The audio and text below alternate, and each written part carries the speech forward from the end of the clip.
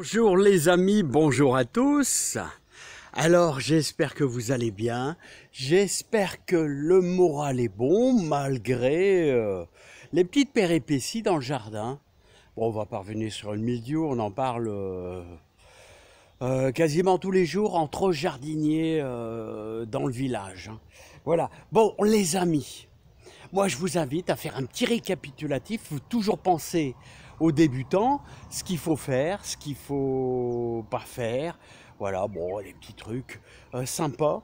Et allez, on va aller en direction. Regardez, j'espère que vous profitez de cette belle nature, j'espère que vous profitez, parce que franchement, c'est bien vert, c'est bien, enfin c'est agréable quoi, hein, c'est un plaisir super dans la vie, dans la verdure et dans le jardin, ça nous remonte le moral.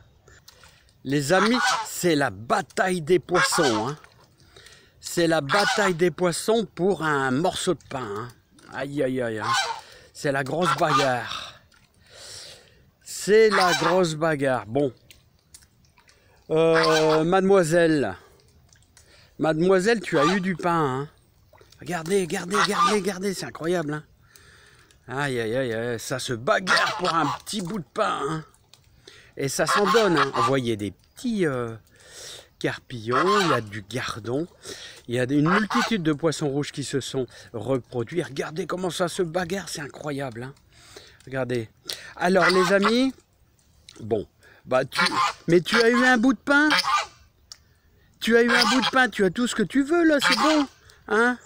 Jean-Michel Jarre et Gertrude là. Allez, bon les amis, c'est pas tout ça.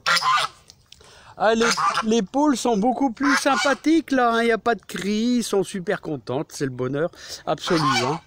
Bon, allez, on va aller en direction du jardin et je vais vous donner quelques petits trucs sympas. Alors les amis, n'oubliez pas que mi-mars, nous avons planté les échalotes. Voilà, et maintenant voici le moment de la récolte, ou on va dire plutôt du séchage. Voilà, alors regardez, je suis super content. J'avais peur que ce petit champ là, que j'ai des petits soucis, mais non, mais tout va bien, hein, elles sont super belles. Alors, on va pratiquer la technique à l'ancienne, c'est-à-dire la technique à l'ancienne, c'est qu'on va faire un séchage carrément avec le soleil. Alors comme font tous les maraîchers en général, donc on les sépare et on les laisse sécher comme ça, hein. Vous voyez? Alors vous voyez, on met, alors ça c'est pour les débutants, hein. En général, on met une belle échalote vers mi-mars, à peu près mi-mars, moi j'ai pas vraiment, hein, c'est plutôt en lune descendante, bon bref, voilà, une échalote et ça vous fait tout un ensemble d'échalotes. Vous voyez, on a 1, 2, 3, 4, 5, 6, 7, 8, 9 échalotes. Vous voyez, et maintenant le but est de les mettre à sécher. Voilà, pour se régaler. Regardez, il y a des modèles, il y a vraiment des modèles super magnifiques qui sont super beaux, hein, vraiment, vraiment, hein. Alors le but maintenant, on les laisse sécher, alors au moins une quinzaine de jours, hein. Vous voyez? Alors à quoi on reconnaît qu'elles sont mûres, qu'on peut les retirer du sol, les retirer de la terre? Ben, vous voyez quand ça sèche, quand vous avez la partie verte qui commence à sécher, ben, ça va plus grossir, c'est fini. C'est fini, elles sont à maturité. Donc vous les séparez comme ça. Voilà. Moi, je vais commencer tout doucement, mais bon, il y a plein d'autres préparatifs à faire. Donc là, ça sera vraiment, voilà, une belle récolte. Je suis content de cette plantation d'échalotes. Voilà, donc, vous voyez, c'est tout à fait simple. Vraiment simple. Et on va les mettre à sécher comme ça pendant une quinzaine de jours. On va les laisser tranquilles. Bon, qu'est-ce qu'on peut faire en ce fin juillet en ce moment? Alors ceux qui ont mis des céleris dans leur jardin, vous voyez, alors le céleri, petit rappel, très gourmand en engrais. Le céleri est super gourmand en engrais. Voilà, comme ici. N'oubliez pas que le céleri, il est sensible aux gelées. Donc, vous devez les mettre à l'extérieur à partir de début mai. Les gelées sont plus très fortes. Il faut attendre au moins début mai. Hein. Autrement, l'idéal c'est le 15 mai. Le 15 mai, vous êtes sauvé. Alors, le céleri, vous l'espacez d'au moins une vingtaine de centimètres pour les boules. Hein. Pour faire des boules, au moins 20 centimètres, peut-être même 25. Là, j'ai laissé 20, c'est peut-être un peu léger. Alors, j'alimente énormément avec le brin de coulon, autrement dit, les fientes de pigeons, les fientes de poules, tout ça. Hein. Et n'oubliez pas, la plantation, vous pouvez mettre un petit peu de fumier de cheval bien décomposé. Hein. Alors, qu'est-ce que ça consiste? Ben, ça consiste à le déshabiller un peu, c'est-à-dire, ici, fin juillet, toutes les feuilles qui traînent sur le sol, on les retire, vous voyez, pour permettre aux boules de se former, tout simplement. Voilà, vous faites ceci comme ça. Voilà.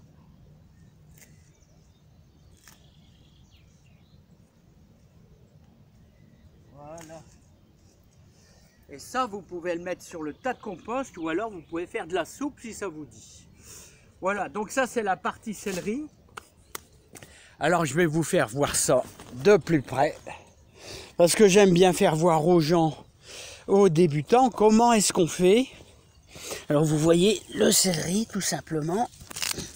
Vous arrachez comme ceci tout ce qui est en bas. Voilà. Comme ça, vous voyez, votre boule est en train de se former doucement. Ceux-ci sont un petit peu en retard, forcément. Ils ont été mis dans la terre un peu plus tard. C'était mes semis. Hein. J'avais fait des semis de céleri. Et je vais vous faire voir ceux qui sont beaucoup plus beaux. Vous voyez, alors là, regardez. Là, on a déjà des petites boules de, je sais pas, une dizaine de centimètres. Wow. Un petit 10 centimètres. Regardez. Voilà. Alors, vous voyez, ici, il fait un petit peu sec. J'aurais mis un petit peu d'arrosoir quand même. Hein. Un petit arrosoir d'eau supplémentaire. Voilà, bon. Qu'est-ce que vous pouvez faire? Bon, on est dans la récolte d'haricots verts. Alors, sachez que vous pouvez... en semer, là, il faut au moins 2 mois. Hein, 2 mois pour semer des haricots verts. Donc, allez-y, courez vite. Cherchez des contendeurs. Il y en a qui mettent des cupidons. Il y en a qui mettent des brémards aussi. Hein, les brémards, wow, vous mettez ce que vous voulez. Vous pouvez mettre des haricots beurre aussi. Hein. Ouais, regardez mes oignons de Florence, comment ils sont beaux. Hein. Là, c'est la première année que j'en mets. Alors, c'est un oignon qui va pour les salades. Hein. Donc, c'est vraiment une belle réussite. Hein. Les oignons sont presque mûrs. Et donc, on pourra également aussi les retirer d'ici une quinzaine de jours. Bon, allez, il y a encore du boulot, les amis. Hein. Alors les amis, quel plaisir quand je viens ici, pour manger une bonne fraise là. Hein. Voilà, il y a une quinzaine de pieds de fraises qu'on a fait ensemble dans notre compartiment, vous voyez, avec des morceaux de palette. Hein. C'est des morceaux de palette.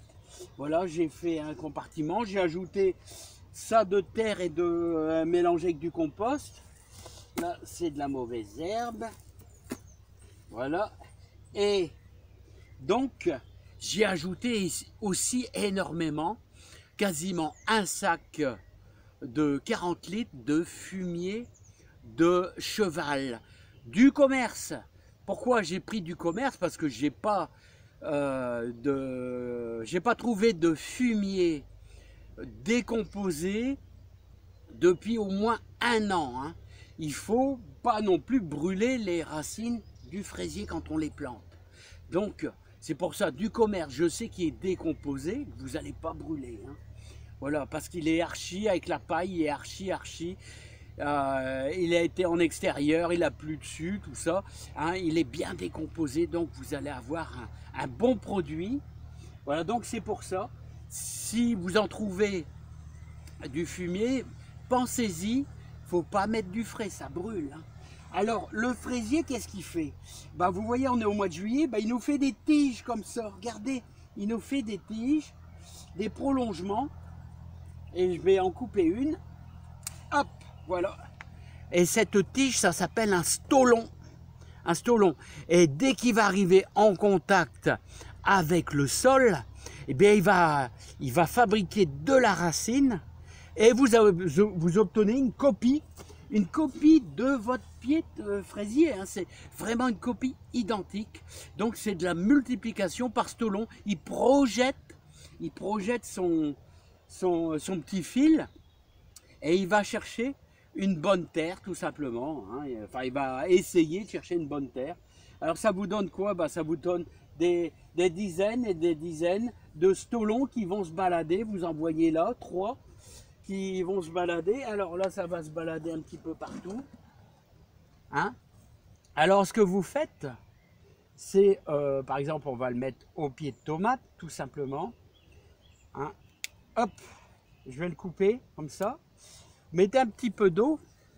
Et bon, normalement, vous devez préparer votre terre. Vous devez mettre un peu de fumier de cheval du commerce. Et là, vous mettez votre petit stolon. Voilà, comme ceci.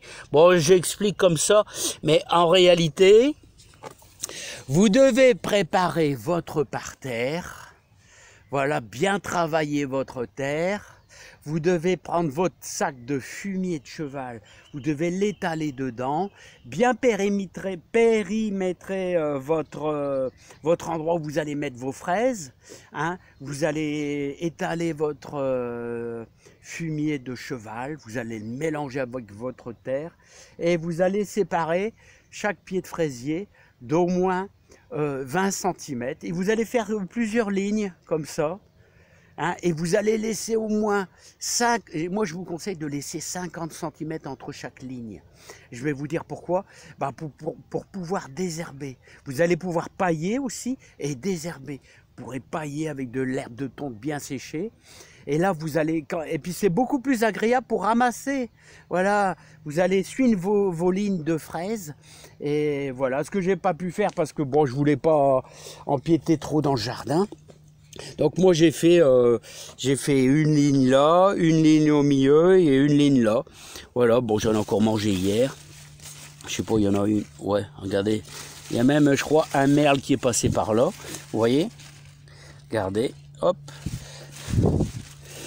Et donc ça fleurit. Alors c'est des... Ah ouais, je voulais vous dire aussi. Ah, je vous conseillais aussi la scie José. Scie José, je la conseillais parce que... elle est très productive et puis elle est très bonne. Allez, il y a encore d'autres choses à faire.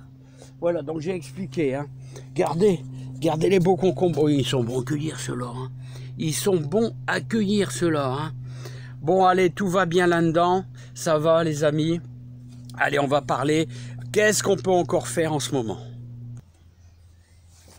Alors, les amis, on a tout le mois de juillet.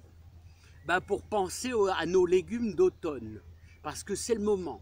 Si vous avez encore une petite place dans votre jardin, je vous conseille de mettre des poireaux. Quand on voit le prix en hiver des poireaux, vous achetez 4-5 poireaux, hein, et je vais vous dire, ça vaut le coup d'en mettre dans votre jardin. Alors vous avez vu, j'ai fait un petit sillon avec votre binette, un petit sillon de, allez, une dizaine de centimètres à peine, voilà, que j'ai bien mouillé. Et ensuite, après, j'ai travaillé avec mon plantoir. Voilà, j'ai travaillé avec le plantoir. Si vous n'avez pas de plantoir, prenez n'importe quoi, un bout de bois, voilà, et puis vous faites vos trous. Alors ça consiste en quoi? Bah, soit vous allez chercher des poireaux chez l'agriculteur qui fait des poireaux, et autrement, si vous les avez fait vous-même, vous devez les habiller. Hein, ou les déshabiller, ça serait plutôt les déshabiller. On coupe un petit peu le haut, là j'ai déjà fait plus ou moins. Voilà, on coupe le haut. et on coupe un petit peu les racines. Voilà, un tout petit peu les racines. Voilà. Donc ça consiste en quoi? Alors ça c'est à l'ancienne comme faisait mon grand-père et mon beau-père. Bouse de vache, bouse de vache, bouse de vache. Vous voyez, hop, hop dans le trou. J'en fais voir un deuxième. Hop, hop dans le trou. Bon, je vous avais déjà fait une vidéo là-dessus. Donc ça c'est pour dire, je vais avancer un petit peu. Voilà. Voilà comme ceci. Et ensuite après, ce que vous allez pouvoir faire, c'est ce que j'aime bien faire aussi, c'est leur donner un petit coup de main. Voilà. Voilà. Donc j'en refais un parce que j'étais peut-être un peu trop près. Voilà, ici. Hop. Voilà, ici.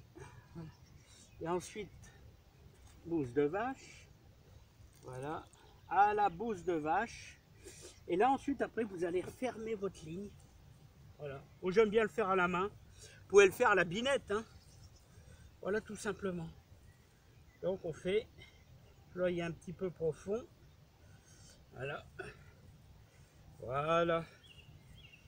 Alors, après avoir fait ceci, n'oubliez pas que quelques jours, 3 jours plus tard, n'hésitez pas à mettre un petit arrosoir pour dire de bien les lancer. Voilà. Bah, que dire de plus? Alors vous pouvez, les amis, regardez les potimarrons là, ils se lancent, hein, les potimarrons. Hein, il y a aussi l'herbe et un petit peu de liseron qui se lance, mais bon, j'arrive pas à tout faire, les amis. Hein. J'arrive pas à tout faire. Et regardez les abeilles qui pollinisent, là, regardez, regardez, qui se gorgent de pollen. Et je vois qu'il y a un pied de concombre qui est dedans, là. Bah, c'est bien, mon petit. Tu vas nous faire des beaux concombres? Tu vas nous faire des beaux concombres? Bah, c'est bien, c'est très très bien. Alors, ce que je voulais vous dire aussi, c'est que vous allez pouvoir faire aussi un semis de persil.